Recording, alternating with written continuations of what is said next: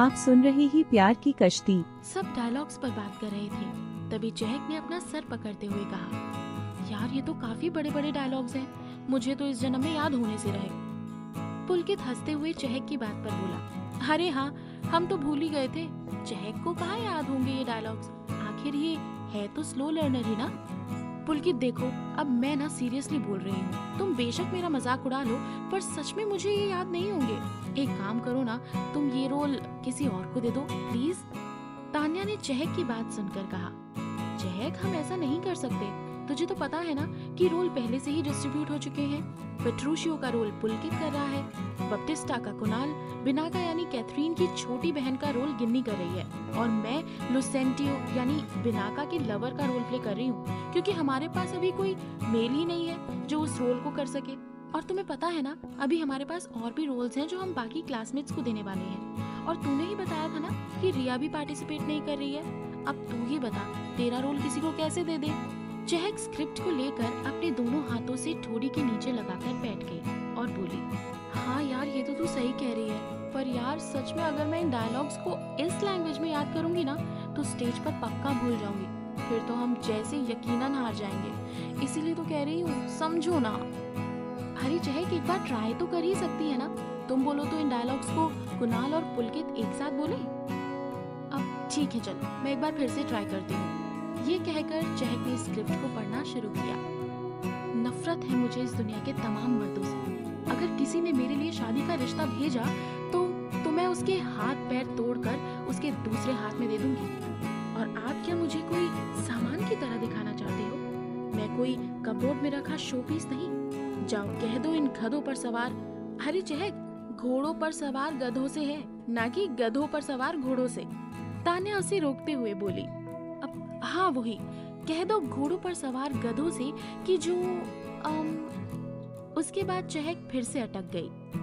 चहक, तुम अगर ऐसे ही अटकोगी तो हो गई हमारी रिहर्सल। 1 घंटे से ज्यादा हो गया है, पर तुम अब भी एक डायलॉग सही से नहीं बोल पाई हो। कुणाल ने चहक से कहा, यार मुझे सच में ये डायलॉग्स याद नहीं हो रहे हैं, बहुत बड़े बड़े डायलॉग्स हैं, कुछ करो इनका वरना शर्त तो गई हाथों से।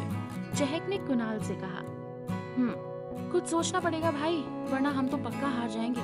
कुणाल ने पुलकित से अपना सर खुजलाते हुए कहा, हाँ यार कुणाल, बात तो सही है, चलो अभी थोड़ा सा चहक को ब्रेक देते हैं, हो सकता है चहक ब्रेक के बाद इन डायलॉग्स को ठीक से याद कर ले। पुलकित ने बाकी दोस्तों से कहा, ठीक है, तो तब तक सबके लिए एक एक चाय हो जाए। हाँ यार, इस वक्त मुझे चाय की बहुत ही ज्यादा जरूरत है। चहक फटाक से बोली, ठीक है, मैं अभी जाकर कैंटीन से सबके लिए चाय ले आता हूँ, जब तक तुम सब अपने अपने डायलॉग्स याद करने की कोशिश करो। ये कहकर पुलकित कैंटीन चला गया और सबके लिए चाय ले आया। सबने चाय पीकर फिर से डायलॉग्स की प्रैक्टिस शुरू कर दी। इस बार फिर चहक ने डायलॉग बोलना शुरू किया, नफरत है मुझे दुनिया के तमाम मर्दों से।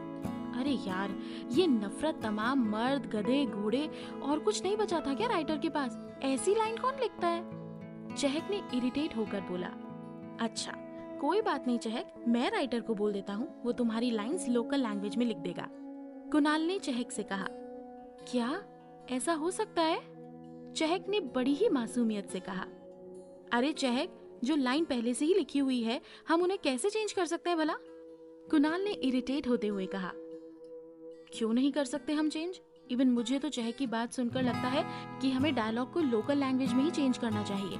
पुलकित ने कुछ सोचते हुए कहा, मतलब? हम समझे नहीं।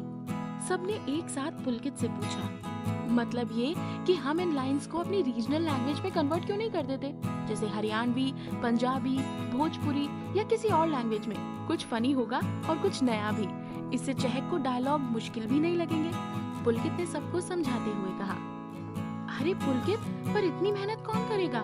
डायलॉग को दूसरी लैंग्वेज में कन्वर्ट करने में बहुत टाइम लग जाएगा। गिन्नी ने कहा, मुझे तो ये आइडिया बेस्ट लगा, और रही कन्वर्ट करने की बात, तो वो काम मैं कर दूंगा, क्योंकि ये तो बहुत इजी है यार, और इसको मैं कन्वर्ट करूंगा उत्तर प्रदेश की ब्रिज भाषा में। ये बहुत फनी होगा, अब मजा आएगा।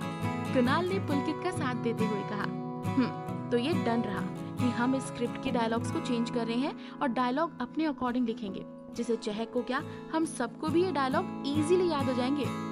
अरे पर मुझे तो ये भाषा नहीं आती ना, तान्या ने कहा। अरे बहुत इजी है, तुम एक बार स्क्रिप्ट पढ़ोगी ना तो डायलॉग तुम्हारे दिमाग में बैठ जाएंगे। चहक ने बड़ी ही खुशी के साथ तान्या को समझाते हुए कहा, ठीक है भाई, अगर तुम सबको ठीक लगता है तो मैं भी तैयार हूँ, तान्या ने कहा। अगले दिन कुणाल ने स्क्रिप्ट को पूरा चेंज कर दिया और अब सब जी तोड़कर लग गए ड्रामे की रिहर्सल में। इस दौरान रिया भी हॉस्पिटल से घर आ चुकी थी, लेकिन कॉलेज जाना उसने अभी भी शुरू नहीं किया था। देखते ही देखते ऐसे ही उनके 2 हफ्ते निकल गए और उनके ड्रामा कंपटीशन का दिन भी आ गया। ये ड्रामा कंपटीशन कहने को तो उनके कॉलेज में हो रहा था, लेकिन ये एक इंटर कॉलेज ड्रामा कंपटीशन था जहां दूसरे कॉलेजेस के बच्चे भी आए हुए थे। पूरे कॉलेज में मानो भीड़ टूट पड़ी हो और बाकी दिनों से अलग आज कॉलेज में कमाल की चहल पहल थी। बाहर से आए हुए सभी कॉलेजेस की टीम का कॉन्फिडेंस देखते ही बन रहा था। सबके चेहरों पर एक अलग ही खिलखिलाहट और एक्साइटमेंट थी, लेकिन कोई था जो बहुत टेंस था।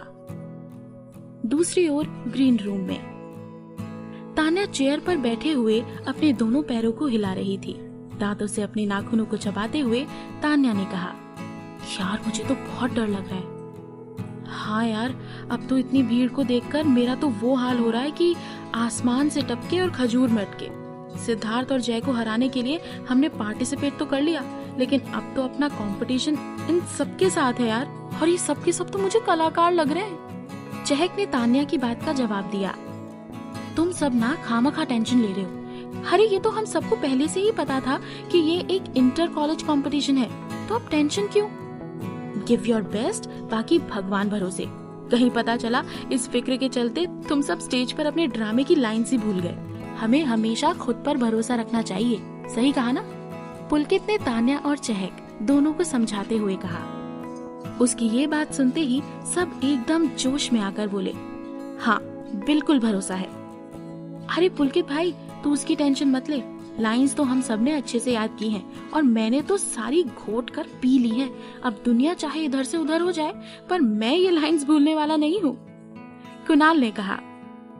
अचानक उनके रूम के दरवाजे को किसी ने खटखटाया।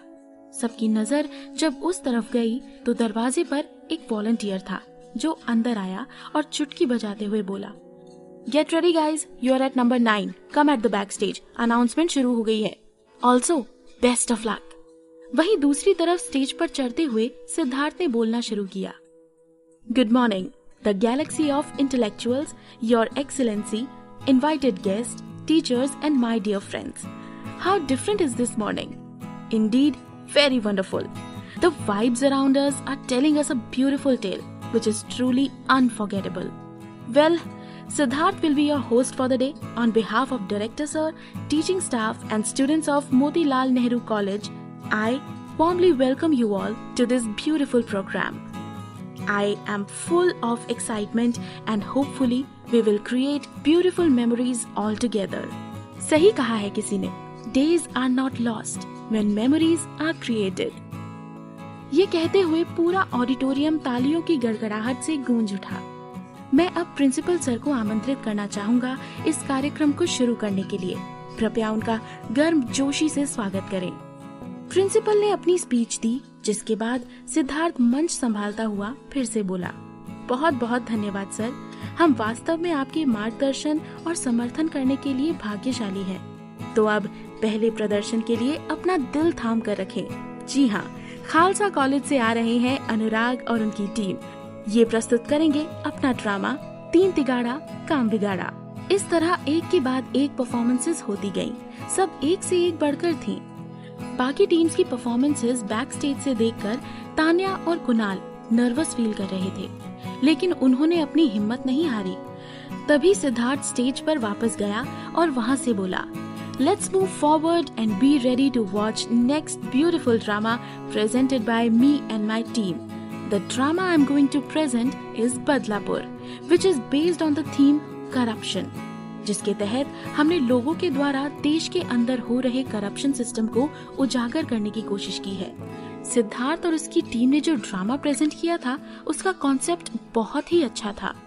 ये अनाउंसमेंट सुनते ही कुणाल जोर से हंसा और बोला, यार ये देखो, ये तो यहाँ पर भी अपना बदला ले आए। इन्हें अपनी जिंदगी में कुछ आता है या नहीं? बड़े आए बदलापुर करने वाले। तान्या ने कुणाल को जोश से एक हाई फाइव दिया और बाकी सब भी हंस पड़े। यार देखो, जोक्स अपार्ट, बट ये सिद्धार्थ और जय तो बहुत ही अच्छा प्ले कर रहे हैं, मुंह लटकाते हुए गिन्नी ने कहा। और तुम सब भी बहुत अच्छा करोगे। पीछे से एक आवाज आई। सबने पीछे मुड़कर देखा तो पाया कि ये आवाज रिया की थी और रिया के साथ प्रशांत भी खड़े थे। उन दोनों को देखकर सब बहुत खुश हो गए। सभी ने रिया को गले लगाते हुए कहा, अरे यार कहाँ थी तू? तुझे पता है हमने तुझे कितना मिस किया। अच्छा वो सब छोड़, तबीयत कैसी है तेरी अब? I also missed you guys. अब मैं बिल्कुल ठीक हूँ। चलो जल्दी से स्टेज के पीछे जाओ, बाद में बात करेंगे। तुम्हें सब बुला रहे हैं। All the best. चहक प्रशांत के पास गई और उससे कहा, आप नहीं कहेंगे हमसे ऑल द बेस्ट? प्रशांत ने ये सुनकर स्माइल के साथ कहा, all the best guys and do rock on the stage. ये सुनकर चहक ने कहा, अब तो हम पक्का जीतेंगे, इतना गुड लक जो मिल गया है। चहक ने सबके सामने अपना हाथ कर दिया। सबने उसके हाथ पर हाथ रखा और एक साथ कहा, वी विल रॉक। ये कहकर सब स्टेज के पीछे चले गए। बैक स्टेज उनको जय खड़ा हुआ मिला और उन सबको देखकर जय उनके पास आया और उनसे कहने लगा, हो तो चूहिया एंड टीम हाजिर है हारने के लिए। भाई वो तो देखेंगे जय, आज कौन हारता है। ये कहकर पुलकित स्टेज की तरफ आगे बढ़ा। हाँ हाँ देख लेना, पर मुझे तो रिजल्ट्स अभी से पता है कि हम जीतेंगे यार, जय ने कहा। अरे जय तू इतने कॉन्फिडेंस से क्यों बोल रहा है? तुझे पता है ना इन लोगों ने बहुत प्रैक्टिस करी है और सुना है इनकी स्क्रिप्ट भी काफी अच्छी है, उसके बगल में खड़े जय के दोस्त ने कहा। ये सुनते ही जय ने उसे एक मिस्टीरियस सी स्माइल दी और कहा, अच्छा देखते हैं कितनी अच्छी स्क्रिप्ट है, चलो। सिद्धार्थ अपना प्ले करने के बाद स्टेज पर आया और माइक लेकर कहा, इस साल कुछ ऐसा हुआ है कि हमारे कॉलेज से 2 टीम्स ने पार्टिसिपेट किया है, तो चलिए अपने last but not the least performance की तरफ, जो है पुलकित और उसकी टीम की ओर से। जोरदार तालियों से इनका स्वागत कीजिए। ये कहते हुए पुलकित सबसे पहले स्टेज पर गया। उसने सिद्धार्थ से जब माइक लिया तो सिद्धार्थ ने भी उसे एक फेक स्माइल के साथ धीरे से कहा, ऑल द बेस्ट हारने के लिए। पुलकित ने माइक लेते हुए धीमे से कहा, वो तो देखते हैं कौन हारता है, just wait and watch. Siddharth दबे पांव स्टेज से नीचे आ गया और पुलकित ने माइक पर बोलना शुरू किया, हेलो एवरीवन, आज तक आप सब ने शेक्सपियर के बहुत सारे ड्रामे देखे होंगे। आज हम आपके सामने लेकर आए हैं शेक्सपियर का एक drama, the taming of the श्रू, एक अनोखे अंदाज में, जो कि आपके सामने हाजिर है। बप्तिस्टा की 2 बेटियां, बड़ी का नाम कैथरीन और छोटी का नाम बिनाका। कैथरीन अपने नकचढ़े स्वभाव की वजह से पूरे शहर में मशहूर थी। इस कारण उससे कोई भी शादी करने के लिए तैयार नहीं था। इस वजह से बप्तिस्टा काफी परेशान रहता था और उसने ये ऐलान करवाया कि जो उससे शादी करेगा उसे वो मोटा दहेज देगा। वहीं बिनाका कैथरीन से बिल्कुल अलग थी। एक दिन सभा में लुकेश बिनाका के लिए बप्तिस्टा के सामने ब्याह का प्रस्ताव लाया। इसी बात पर पूरी सभा में चर्चा होने लगी। बप्तिस्टा ने पूरी सभा में ये ऐलान किया, मैं अपनी छोटी मौड़ी का ब्याह तब तक ना करूंगा जब तक मेरी बड़ी मौड़ी के हाथ पीले ना है जाए। और उसने लुकेश से कहा, अगर तू मेरी बड़ी मौड़ी के लिए दूल्हा ढूंढ के ला सकतो है तो ही मैं तेरो ब्याह अपनी छोटी मौड़ी से करूंगा। लुकेश ने हामी भरी और वो वहाँ से चला गया। इस बात को सुनकर कैथरीन ने कहा, पिताजी अब मेरी बात सुनो, मोए दुनिया के सभी आदमी ते नफरत है, तुम का मोए इन तमाम मर्दन के सामने काई समान की हाई दिखाना चाहत हो। अगर कोई मेरे लिए ब्याह को प्रस्ताव भिजवाएगो तो मैं वाके हाथ पैरन तोड़ दूंगी। उस सभा में आने के बाद लुकेश सोचने लगा कि समस्या से कैसे निकला जाए। इसी के चलते उसे अपने दोस्त पेट्रूशियो की याद आई, जो पैसे की खातिर कुछ भी करने को तैयार रहता था। ये सोचने के बाद वो उससे मिलने जा पहुंचा। पहुंचकर उसने कैथरीन के गुस्से वाले स्वभाव के बारे में उसे सब कुछ बता दिया। पेट्रूशियो ने जब ये सुना तो उसने कहा, देख मोए या बात ते नैक सो भी फर्क नहीं पड़तो, तू मोए बाके बाप को नाम बता दे बस, बाकी मैं खुद ही निपट लूंगो। सीन 3। कैथरीन बिनाका से बहुत जलती थी क्योंकि उसकी तारीफ सब करते थे। जब उसने सुना बड़ी का नाम कैथरीन और छोटी का नाम बिनाका। कैथरीन अपने नकचढ़े स्वभाव की वजह से पूरे शहर में मशहूर थी। इस कारण उससे कोई भी शादी करने के लिए तैयार नहीं था। इस वजह से बप्तिस्ता काफी परेशान रहता था और उसने ये ऐलान करवाया कि जो उससे शादी करेगा उसे वो मोटा दहेज देगा। वहीं बिनाका कैथरीन से बिल्कुल अलग थी। एक दिन सभा में लुकेश बिनाका के लिए बप्तिस्ता के सामने ब्याह का प्रस्ताव लाया। इसी बात पर पूरी सभा में चर्चा होने लगी। बप्तिस्ता ने पूरी सभा में ये ऐलान किया, मैं अपनी छोटी मौड़ी का ब्याह तब तक ना करूँगा जब तक मेरी बड़ी मौड़ी के हाथ पीले ना है जाए। और उसने लुकेश से कहा, अगर तू मेरी बड़ी मौड़ी के लिए दूल्हा ढूंढ के ला सकतो है तो ही मैं तेरो ब्याह अपनी छोटी मौड़ी से करूँगा। लुकेश ने हामी भरी और वो वहाँ से चला गया। इस बात को सुनकर कैथरीन ने कहा, पिताजी अब मेरी बात सुनो, मोए दुनिया के सभी आदमी ते नफरत है। तुम का मोए इन तमाम मर्दन के सामने काई समान की हाई दिखाना चाहत हो। अगर कोई मेरे लिए ब्याह को प्रस्ताव भिजवाएगो तो मैं वाके हाथ पैरन तोड़ दूंगी। उस सभा में आने के बाद लुकेश सोचने लगा कि समस्या से कैसे निकला जाए।